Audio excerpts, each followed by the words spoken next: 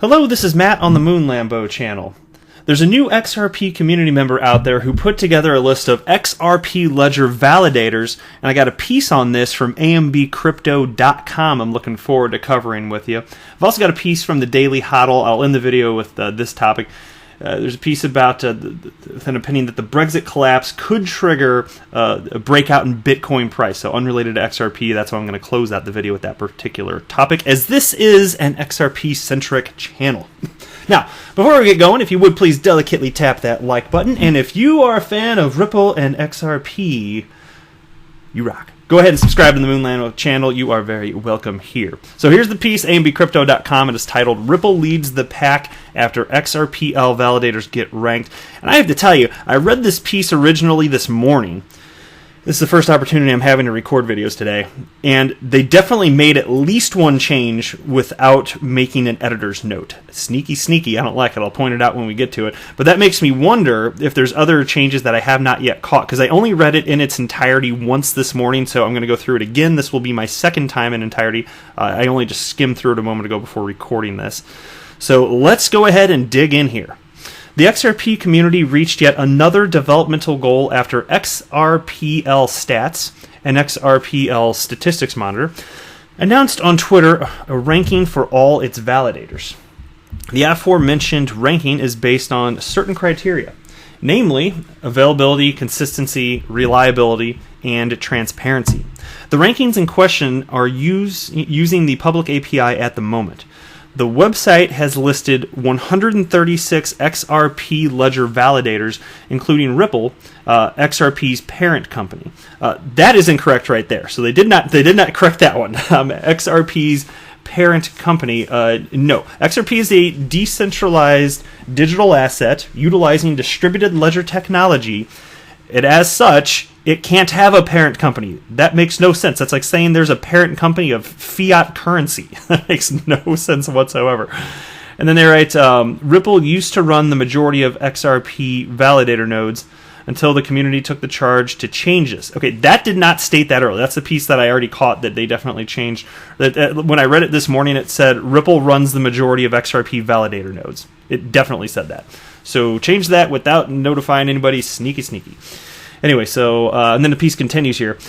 Members of the community have urged exchanges and fellow community members who use XRP Ledger to have their own validators, a sentiment which soon resonated with many exchanges like BitTrue, who introduced their own validators. And there were others too. There was an exchange, I think it was called Coinfield. I think that's the Canadian exchange, if I'm not mistaken. And then Omni also began running their own validator, which I've reported on as well. So that part of this is all true, and it's awesome. There was definitely, this is all spearheaded really, or at least the conversation got moving initially because of Tiffany Hayden, and it ended up having some really positive results, and now we got more validators. Awesome stuff. Anyway, XRPL Stats collated the data available to them about these validators and compiled it in the form of the aforementioned ranking categories. For example, BitTrue, one of the exchanges that recently announced it was running its own validators, was ranked 78th on the list after analyzing its data for the past 24 days. The exchange scored 61.49 out of 100 for availability and a 100 for transparency. However, its reliability score and consistency score might pose a problem, as it was reported to be just 22. Bitso was ranked third on the list, with its availability score being 99.9 and transparency score being 100. Its reliability noted a score of 99, while it scored 73 for consistency over the past 201 days. As Ripple still runs a majority of the validators... there we go. So they didn't... I take it back. So it does still state that.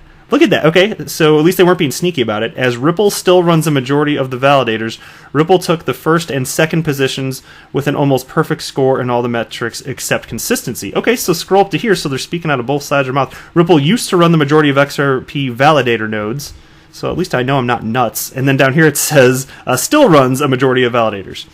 Huh, how about that? Okay, they just need to correct it. That's probably, I would hope, since they said both things, hopefully that's a genuine editorial mistake, which is totally okay. I mean, it's not ideal, but that does happen. They need to correct that, though. So at least I know I'm not nuts. I knew I read that earlier. Okay. Anyway, moving on here. However, with the help of XRPL developer Wietse Wind and Tiffany Hayden, the XRP community have found a solution to this problem by making validators incentivize out of this. Wind created an XRP charity fund to support the ecosystem, a fund that can be potentially used to further the mission of validators for the community. As for the XRP token, the price did not register a significant price movement, reporting a 0.88% rise over the hour at press time, and it was valued at 30 cents. The market cap for the coin was $12.88 billion after it slipped 0.36% over the day and by 5.02% over the week. So there you go. That's the piece on that. Now let me share with you this. This is the new XRP community member that put this together. Here, let me click on their actual Twitter profile here first. They're new though, new. Joined July of 2019. I just followed them today once I found out about this, and so they got 77 followers.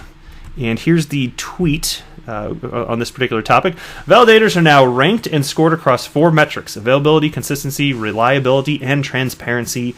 New reports now available. And here's the actual website. So I think this is cool stuff here, and I had to share this with you. So if you feel like playing around with this, checking it out, link, of course, is below. And it looks like people have been pretty receptive to this. Only been a handful of comments, which, normally if they were like a massive account that in the XP community that put something like this out, you'd have a bazillion retweets and likes. Given that this is a brand new Twitter account, you only had so many, but I like to see that there's at least 1 or 2 people that, 2 people already, even with not much of a following on this Twitter account, 2 people that were kind enough to tip via the XRP tip bot. I thought that was awesome. XRP community is a generous group. I am very proud to be a part of this group. All right, next here. This is a tweet from @RX_XRP, and states, so Brad Garlinghouse expects to hit $1 billion in XRapid volume by the end of 2020. I think he's downplaying it to not sound arrogant. I remember that Silicon Valley arrogance, and he made that claim about Facebook displaying some Silicon Valley arrogance. Yeah. But anyway, he continues here. If Ripple is signing contracts weekly and making moves to accelerate XRapid growth aggressively, I see the volume being in tens of billions. Ultimately, yeah.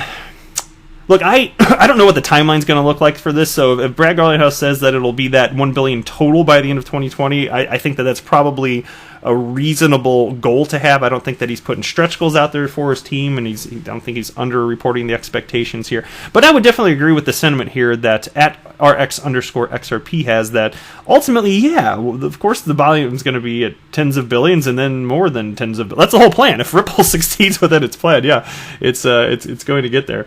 So, we'll see here. And then somebody else, I'll share this comment too. Somebody named Ostrich1324 responded and wrote, when has Brad Garlinghouse ever been conservative? Check the PRs and forward-looking statements over promises. Big. Banks in use for 2019, for instance, LOL. I did want to respond to that because technically, if there are banks utilizing XRP right now and a bunch of financial institutions, technically we know that it could be happening because Ripple does not report XRapid partnerships until their customers give the okay. They do not do that prior. And I've stated before, I think it makes a lot of sense that many of the early adopters of XRapid wouldn't want their competitors to immediately know that they're using this game-changing technology. So I can see that it's kind of hush-hush now. Eventually, I don't think it's going to be such a secret or even necessarily as big a deal. Years down the road, when you get new XRapid partners, it'll just be part of daily life. And so that's why the whole landscape of cross-border payments, it's shifting beneath the feet of everybody involved right now. But I wouldn't say that it's necessarily over-promising on that front. I would say we don't know. We just don't know the specifics here. But yeah, it is true. Last year, Brad Garlinghouse said that he was expecting, I'm pretty sure it was dozens of banks in 2019. Well, first of all, it's only the beginning of August. What is it? Well, August 10th, whatever. And so who's to say that there wouldn't be dozens of banks using XRapid by the end of this year? Consider this. MoneyGram, and I know it's a remittance company, but we got the announcement, was it like 6 weeks ago or something like that they were officially going to use the production version of XRapid. They're not cranking this up really until the fourth quarter. We were told to not expect volumes, and Brad Garlinghouse said this, not to expect big volumes until first quarter of next year. So in terms of adoption, even if banks and financial institutions en masse know that they're going to use this to whatever degree, you might not see it until the tail end of the year. That's all I'm saying. So let's just give them time and see what actually happens here. All right, next tweet here. This is from XRP Factory. Now, this was fascinating. Check this out. XRP Factory tweeted to Ashish Burla. He is a Ripple employee, one of the original Ripple employees. He's the SVP of product at Ripple. And so he was tagged here, and XRP Factory tweeted out, "I would like to ask you something. What does MoneyGram use to access RippleNet? Is it XCurrent or XVIA?" And Ashish Burla responded very efficiently, XVIA. That's it. That's all he wrote. XVIA. So we know that MoneyGram is not using XCurrent, which I was unaware of. They're just using XVIA. And to be honest, I do still need to learn more about how XVIA operates. I already knew that it could be used in association with XRapid and XRP, of course. But you don't see much news on XVIA. For whatever reason, you just don't see much out there, do you? It's the commercial solution of the way that I understand it, having not looked into it for a while. It's like the enterprise solution for moving money around the world, as far as messaging is concerned there. And so why that's better for entities like remittance company like MoneyGram as opposed to XCurrent, which you'd expect banks and financial institutions to use, I don't have all of the specifics on that. And really, I haven't seen it out there. Like, I am spending hours I spend a stupid amount of time looking at that Ripple and XRP related stuff, and I just don't see a ton of news. So if anybody can point me in that direction, got some fun information for the XRP community, let me know, and I'll be happy to share it with everybody that's listening to this channel. I love sharing the stuff that I learn with y'all. So, but anyway, nonetheless, so there you go. MoneyGram is using XVIA and XVIA and XRapid, not XCurrent there. So, but talk about brevity for a response. Brevity is the soul of wit. All right, so here's a tweet. This is unrelated to anything crypto, but I wanted to share it only because this is from Michael Arrington, who, of course, is the founder of not just TechCrunch, but also the founder of Arrington XRP Capital. And I was looking at my smartphone when I came across this on Twitter here, and he wrote, "Yet more mind effort." I'm like, okay, what's Michael talking about? And it was a retweet of somebody named Josh Wolf who wrote, "Whoa, stare at the cross for 10 seconds. Your brain will make the colors disappear. It's crazy, and it's called the Troxler effect. Another clue how our minds filter reality." So I will click on this, and you can do it even if you're on your watching on your TV or if you're watching on a computer screen. You can use that. You can do it right now if you just pause the video. You can do it on your smartphone too. That's what I did, and it does work. For me, it took like 15 seconds, but I swear if you stare, and I was even blinking a little bit, but if you stare at the center of this little cross at the center of the screen, everything around it will just turn white. And I'm doing it as I'm talking. Oh my God, it just happened again. Everything looks white. It's just a cool effect. So I just thought I'd share it. I know it's not crypto, but it is from Michael Arrington. Give me a break on that. So there we go. And let me wrap up the video with one more piece. This is from dailyhodl.com, titled "Brexit Collapse Could Trigger Massive and Unprecedented Bitcoin Breakout," says Commerce Block CEO. The head of blockchain tech firm Commerce Block says a no-deal Brexit could be the next major catalyst for Bitcoin. In a no-deal outcome, Britain would abruptly exit the European Union on October 31st without any formal agreement on the so-called divorce process. Commerce Block CEO Nicholas Gregory told The Independent he believes the fallout could be big for Bitcoin. And here's a quote. "Bitcoin has rediscovered its mojo this year with multiple mini surges, but a no-deal Brexit could see a massive and unprecedented breakout. Not only will a no-deal departure from the EU create turmoil and volatility across two major fiat currencies, it will also trigger an identity crisis for the global system as the contingency and vulnerability of major global fiat currencies is laid bare." Simon Peters, an analyst at eToro, told the Daily Express that Bitcoin's recent rally is tied to China's weakening yuan, highlighting Bitcoin's emergence as a potential hedge against global economic turmoil. Here's another quote. It's no confidence. Bitcoin's surge over the weekend has coincided with Donald Trump's announcement of tariffs on $300 billion worth of Chinese goods. The yuan has fallen against the dollar to levels not seen since the 2008 financial crisis, and Chinese investors are casting around for alternative assets for their wealth. Given that Chinese investors make up a large proportion of crypto investors, there's a strong possibility some are backing Bitcoin's chances against the yuan. Bitcoin is down 0.6% at $11,777 according to the latest data from CoinMarketCap at time of publishing. So what do you think, boys and girls? Let me know in the comments below, but that's it for this video. Thank you so much for watching.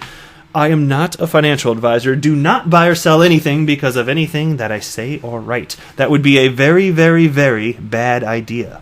Until next time, to the moon, Lambo!